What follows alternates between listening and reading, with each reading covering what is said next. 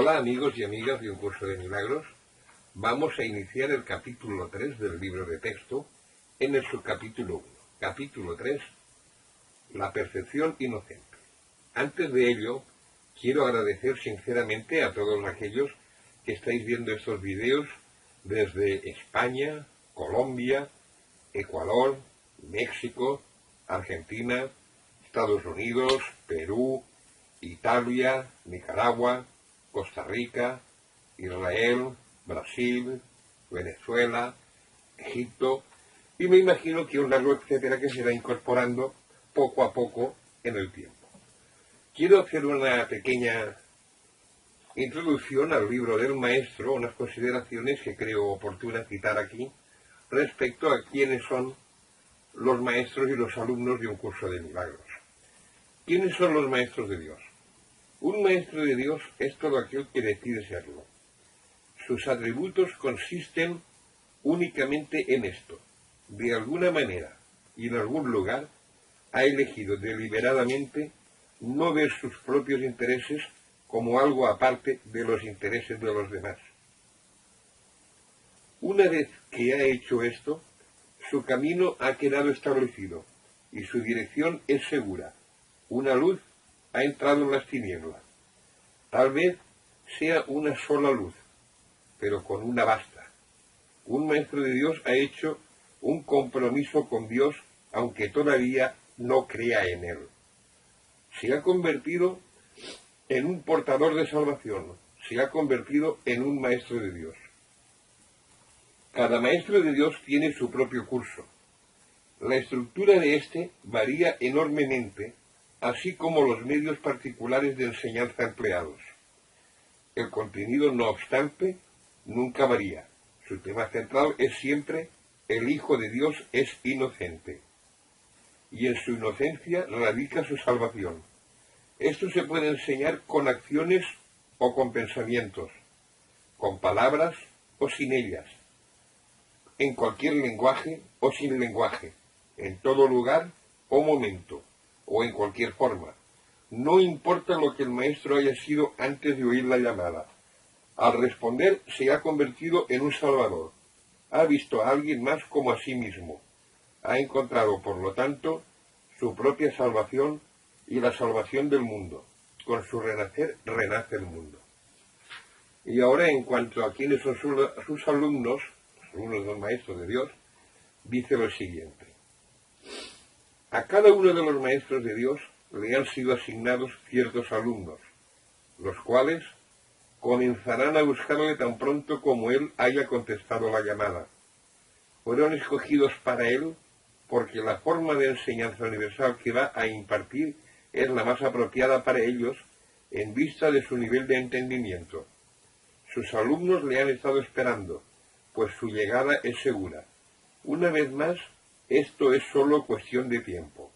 Tan pronto como él elija desempeñar su papel, sus alumnos estarán listos para desempeñar el suyo. El tiempo aguarda su elección, pero no a quién ha de servir. Cuando esté listo para aprender, se le proveerá de las oportunidades para enseñar. Quiere decir, cuando esté listo para aprender, cuando sus alumnos estén dispuestos para aprender, él estará dispuesto para enseñar, y viceversa. Quiere decir esto que un curso de milagros no es típicamente la enseñanza que estamos acostumbrados, en que el maestro enseña, los alumnos aprenden y hay una barrera entre ambos. No. En un curso de milagros la función de maestro y alumno es por partida doble. El maestro enseña porque aprende de sus alumnos y sus alumnos aprenden porque enseñan. Dijéramos que, en cierto modo, todos somos alumnos unos de otros, como todos somos maestros unos de otros. Muchas gracias por la atención de esta pequeña nota aclaratoria o introductoria y seguidamente pasamos a la lección. Capítulo 3. La perfección inocente. 1. Expiación sin sacrificio. Hay otro punto que debe quedar perfectamente claro antes de que pueda desaparecer cualquier residuo de temor que aún te esté asociando con los milagros. La crucifixión no estableció la expiación, fue la resurrección la que lo hizo. Son muchos los cristianos sinceros que no han entendido esto correctamente. Nadie que esté libre de la creencia en la escasez podría cometer tal equivocación. Si se examina la crucifixión desde el punto de vista invertido, parece como si Dios hubiese permitido e incluso fomentado el que uno de sus hijos sufriese por ser bueno. Esa desafortunada interpretación que surgió como resultado de la proyección ha llevado a muchas personas a vivir sumamente atemorizadas de Dios.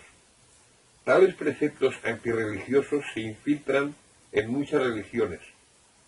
El auténtico cristiano, sin embargo, debería hacer una pausa y preguntarse, ¿cómo iba a ser posible esto? ¿Cómo iba a ser posible que Dios mismo fuese capaz de albergar el tipo de pensamiento que sus propias palabras han enseñado claramente que es indigno de su Hijo?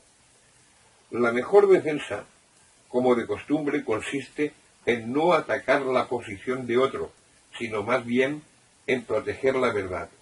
No es muestra de gran sensatez aceptar un concepto si para justificarlo tienes que invertir todo un marco de referencia. Este procedimiento es doloroso en sus aplicaciones menores y verdaderamente trágico en una escala mayor. Con frecuencia, la percepción termina siendo un intento de justificar la terrible y errónea percepción de que Dios mismo persiguió a su propio Hijo, en nombre de la salvación. Ni siquiera las mismas palabras tienen sentido. Superar esto ha sido sumamente fácil, pues si bien este error no es más difícil de corregir que cualquier otro, son muchos los que no han estado dispuestos a abandonarlo en vista de su eminente valor como defensa. Un ejemplo menos dramático es el del padre que dice, «Esto me duele a mí más que a ti», y se siente exonerado al darle una paliza a su hijo. ¿Crees que nuestro padre piensa realmente así? Es tan esencial eliminar cualquier pensamiento de este tipo que debemos asegurarnos de que nada semejante permanezca en tu mente. Yo no fui castigado porque tú fueses malo. La lección completamente benévola que la expiación enseña se echa a perder si se mancilla con cualquiera de las formas en que esta clase de distorsión se manifiesta. La afirmación, mía es la venganza, dice el Señor, es una percepción falsa mediante la cual uno le atribuye a Dios su propio pasado malvado. Este pasado malvado no tiene nada que ver con Dios. Él no lo creó, ni tampoco lo sustenta. Dios no cree en el castigo. Su mente no crea de esa manera. Dios no tiene nada contra ti por razón de tus malas acciones. ¿Cómo sería posible entonces que me hubiese acusado a mí por ellas? Asegúrate de que reconoces cuán absolutamente imposible es esta suposición, y también de que procede enteramente de la proyección. Este tipo de error es responsable de una multitud de errores similares, incluyendo la creencia de que Dios rechazó a Adán y lo expulsó del jardín del Edén, quien por eso piensas a veces que no te estoy guiando bien. He tomado las máximas precauciones para usar palabras que sean casi imposibles de distorsionar, pero siempre es posible tergiversar los símbolos si así se desea. El sacrificio es una noción que Dios desconoce por completo. Procede únicamente del miedo, y los que tienen miedo pueden ser crueles. Cualquier forma de sacrificio es una violación de mi exhortación de que debe ser misericordioso, al igual como nuestro Padre en el cielo lo es. A muchos cristianos les ha resultado difícil darse cuenta de que esto les atañe a ellos. Los buenos maestros nunca aterrorizan a sus estudiantes. Aterrorizar es atacar, y como resultado de ello se produce un rechazo de lo que el maestro ofrece, malogrando así el aprendizaje. Se me ha llamado correctamente el Cordero de Dios que quita los pecados del mundo, mas quienes representan al Cordero, manchado de sangre, no entienden el significado del símbolo. Si se entiende correctamente, es un símbolo muy simple, que habla de mi inocencia. El león y el cordero tendidos el uno junto al otro simbolizan que la fuerza y la inocencia no están en conflicto, sino que viven naturalmente en paz. Bienaventurados los puros de corazón, porque ellos verán a Dios. Es otra forma de decir lo mismo. Una mente pura conoce la verdad, y en eso radica su fuerza. No confunden la destrucción de la inocencia, porque asocia la inocencia con la fuerza y no con la debilidad.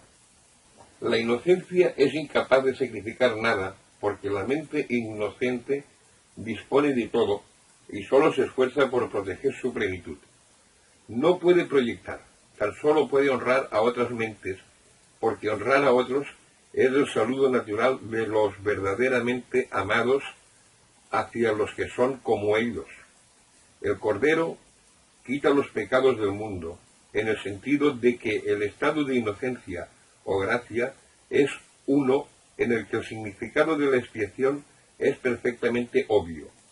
La expiación carece por completo de ambigüedad. Es perfectamente inequívoca porque existe en la luz. Únicamente los intentos de ocultarla en las tinieblas han hecho que sean inaccesible para aquellos que eligen no ver. La expiación de por sí solo irradia verdad. Es por lo tanto el epítome de la mansedumbre y derrama únicamente bendiciones. No podría hacer eso si procediese de cualquier otra fuente que no fuese la perfecta inocencia. La inocencia es sabiduría, porque no tiene conciencia del mal, y el mal no existe. No obstante, es perfectamente consciente de todo lo que es verdad. La resurrección demostró que nada puede destruir a la verdad. El bien puede resistir cualquier clase de mal, al igual que la luz inspira cualquier clase de oscuridad. La expiación es, por lo tanto, la elección perfecta. Es la demostración concluyente de que todas las demás lecciones de enseñanza son ciertas. Si puedes aceptar esta generalización ahora, no tendrás necesidad de aprender muchas otras lecciones de menor importancia. Basta con que creas esto para que te liberes de todos los errores. La inocencia de Dios es el verdadero estado mental de su Hijo. En ese estado, tu mente conoce a Dios, pues Dios no es algo simbólico, Dios es un hecho. Cuando conoces a su Hijo tal como es, te das cuenta de que la expiación y no el sacrificio es la única ofrenda apropiada para el altar de Dios, en el que sólo la perfección tiene cabida. El entendimiento de los inocentes es la verdad, por eso es por lo que sus altares son verdaderamente radiantes.